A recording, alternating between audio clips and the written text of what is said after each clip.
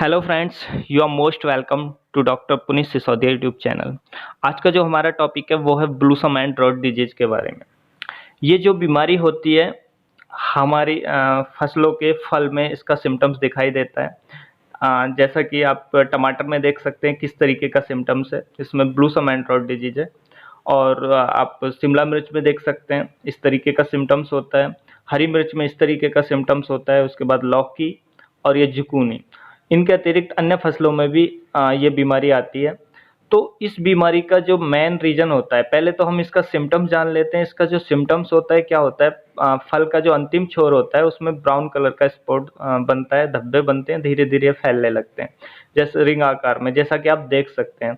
तो आपका जो फल का अंतिम छोर है वो ड्राई हो जाता है, सूख जाता है, बाकी का फल ऐसा का वैसा ही बना रहता है। तो इसका जो कारण होता है, इस बीमारी का आने का कारण जो होता है वो कैल्शियम की कमी होता है। यानी कि आपके पौधे को प्रॉपर यानी कि उचित मात्रा में कैल्शियम की मात्रा नहीं मिल पा रही है, फल तक नहीं पहुंच पा रही है, जिसके कारण फल के अंतिम छोर का विकास रुक जाता है। तो उसके कारण ये बीमारी आती है।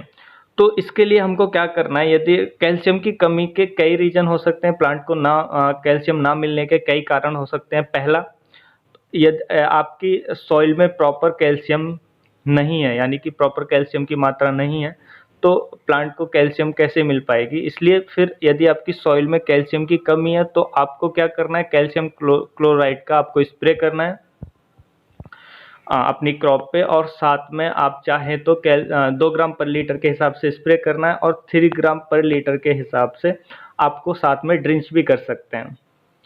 और इसके साथ यदि आप किचन गार्डनिंग करते हैं, यानी कि घर में गमलों में उगाते हैं, तो आप एग सेल्स को भी डाल सकते हैं। एग सेल्स को क्रश करके भी डाल सकते हैं, उससे भी कैल्शियम की मात्रा सॉइल में बढ़ती है। उसके साथ साथ आप कैल्शियम क्लोराइड की टैबलेट्स आती हैं, उनको भी आप क्रश करके आप गमलों वगैरह में डाल सकते हैं। और यदि आप फील्ड में बड़े पैमाने पे खेती कर रहे हैं तो आपको कैल्शियम क्लोराइड मार्केट से परचेज करना है और उसका स्प्रे करना है। दूसरा जो इसका कारण होता है, ये होता है कि आपकी सॉइल में प्रॉपर कैल्शियम है, लेकिन आप क्या करते हैं कि आप सॉइल को प्रॉपर मात्रा में इरिगेशन यानी कि सिंचाई नहीं कर रहे हैं, जिससे पौधे आपका फील्ड में प्रॉपर नमी, उचित मात्रा में नमी नहीं होती है। क्योंकि हमारा जो प्लांट होता है, पौधा होता है, वो घुलनशील रूप में पोषक तत्वों को एब्जॉर्ब करता है। तो जब पानी की कमी हो जाती है, नमी की कमी हो जाती है, तो क्या होता है, वो घुलनशील रूप में आपका जो पौधा न्यूट्रिएंट्स को एब्जॉर्ब नहीं कर पाता है, जिसमें कैल्शियम भी शामिल होता है। तो जिसके कारण ये बीमारी आती है। तो इसलिए आपको नमी को मेंटेन रखना ज़रूरी होता है अपनी फसल में।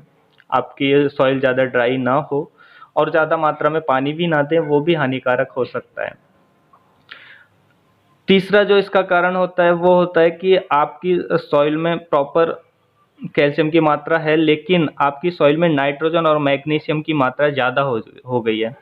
तो नाइट्रोजन और मैग्नीशियम की मात्रा जब सॉइल में ज़्यादा हो जाती है तो क्या होता है कि प्लांट में ज़्यादा हो जाती है, तो प्लांट की जो शक्ति है कैल्शियम को एब्जॉर्ब करने की, वो ख़त्म हो जाती है, यानी कि प्लांट कैल्शियम को नहीं ले पाता है। तो यदि ये कारण है तो ऐसी स्थिति में आप नाइट्रोजन और मैग्नीशियम को कम मात्रा में दें, आप सॉइल टेस्ट कराएं और उसके हिसाब से आप डिसीजन लें। तो ये कुछ कारण थे जो मैंने आपको बताए। तो यदि आप ऐसा करते हैं तो आप इस समस्या से निजात पा सकते हैं, ये समस्या आपकी फसल में आएगी ही नहीं। आप पहले से ही अगर कैल्शियम का क्लोराइड का स्प्रे स्टार्ट कर देते हैं। तो फ्रेंड्स, कैसा लगा ये वीडियो? यदि अच्छा लगा तो चैनल को सब्सक्राइब कीजिए ऐसी और वीडियोज़ पाने के लिए, और साथ